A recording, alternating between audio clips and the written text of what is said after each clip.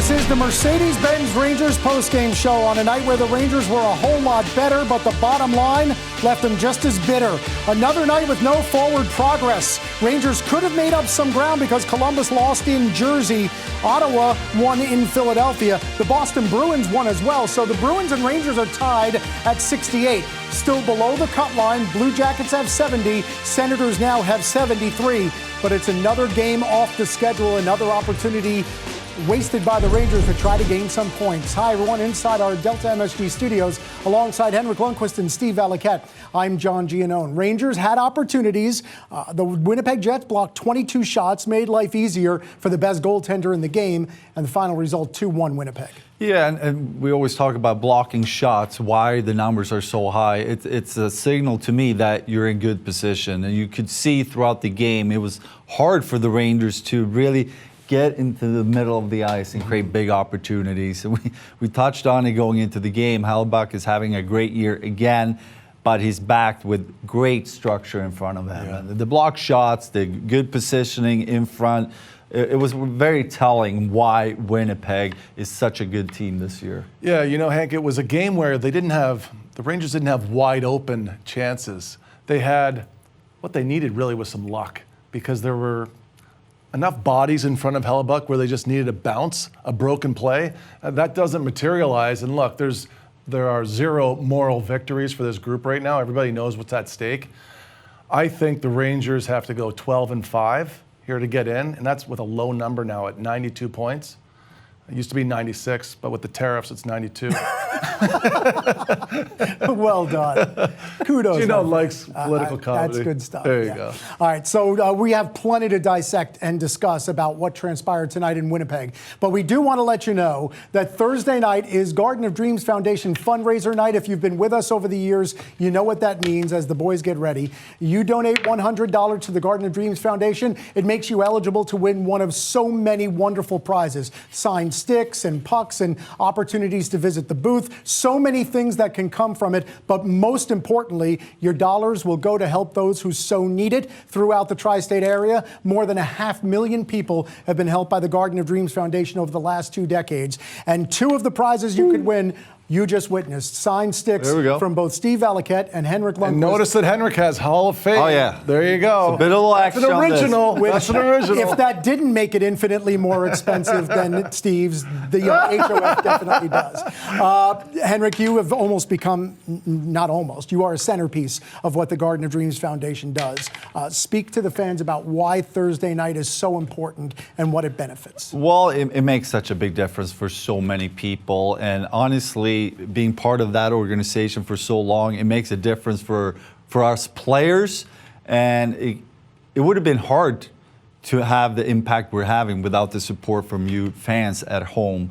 I feel like every time we have a fundraiser here through the network or even at the Garden or different events around the city, you, the fans, always show up and you want to be part of this very special night. So thank you for that. I hope you want to be part of it on Thursday, and we're going to raise a lot of money for sure. A great cause. Yeah, the most loyal and passionate fans in the league and maybe in all of sports. We always appreciate how you come through on Garden of Dreams Foundation night. That'll be Thursday night when the Rangers face the Minnesota Wild. And Steve, they'll face them after a game in Winnipeg where, boy, in the final minutes, the Rangers had opportunities, and Mika Zibanejad might have a nightmare tonight with the open net he had. Yeah, it was open, but it was a rolling puck that was a difficult one-timer to close on. That was really the look for me of the entire period, which was you need a bounce because you're getting the shot attempts. You're getting shots through and down to the key area.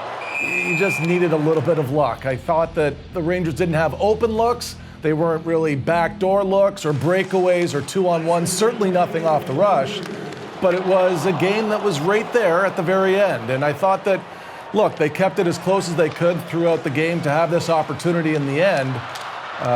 But you know what? You're going to come up short when you don't create the really big offense. But this Winnipeg team is a special team. They don't give up time and space. They give up the fewest slot chances with time and space in the NHL. They are the best defensive team. It's the easiest environment for a goalie in the NHL to play. So with Hellebuyck and his size, oftentimes, guys, he's just making positional saves, and it's not really a night that you could say we should have won based on the quality of our chances, but they did have They needed luck. Yeah, Rangers had 22 shots on goal. 22 of their shots were blocked. 23 of their shots went wide. That's how the night ended. 2-1 the final, Winnipeg over the Rangers. Inside the Rangers dressing room, Dave Maloney gauging player reaction. We start with Will Borgen. Well, Will, a hard-fought game. Your thoughts? Yeah, it was a tough game. They played well. We just couldn't find the back of the net more times than them today. And again, you seem to have, the puck a lot, in their end a lot, and just can't find that goal, huh? Yeah, not today. I mean, they got a really good goalie, and I mean, they're one of the top teams in the league for a reason. But I thought we created some chances, just not enough. When you think about the last 4 games and you think about the teams that you've played, just how disappointing is it, the points that you've left on the table here? Yeah, it sucks. I mean, we're in a playoff fight right now. We're battling for every point, and when you don't get the outcome you want, it sucks. But I think that's part of a long season too. You're going to go through these droughts, but we got to string along some wins if we want to make playoffs.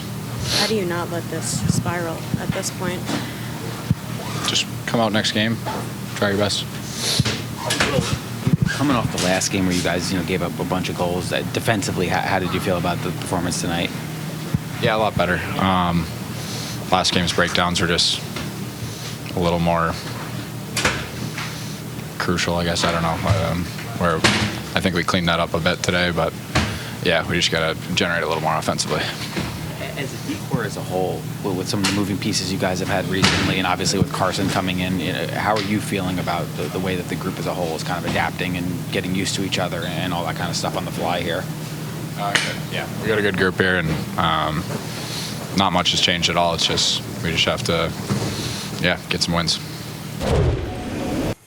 I mean, an interesting question posed to Will Borgen didn't really have an answer, which is how do you prevent this from spiraling, or are we witnessing it? Because 4 straight losses, they had an opportunity for 8 total points. They only came away with 2.